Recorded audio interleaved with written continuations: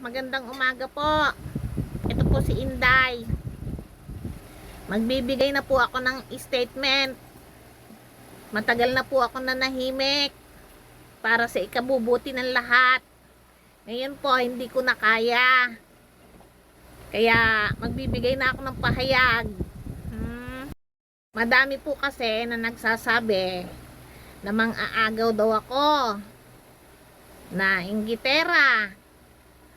Sa palagay ko naman po ay wala pong katotohanan yon, at wala po akong inaagaw. Lumayo na nga po ako. Hindi naman po kami nagkakausap at nagkikita. Bigla na lang sasabihin nila jowa ko yon, hindi ko nga kilala.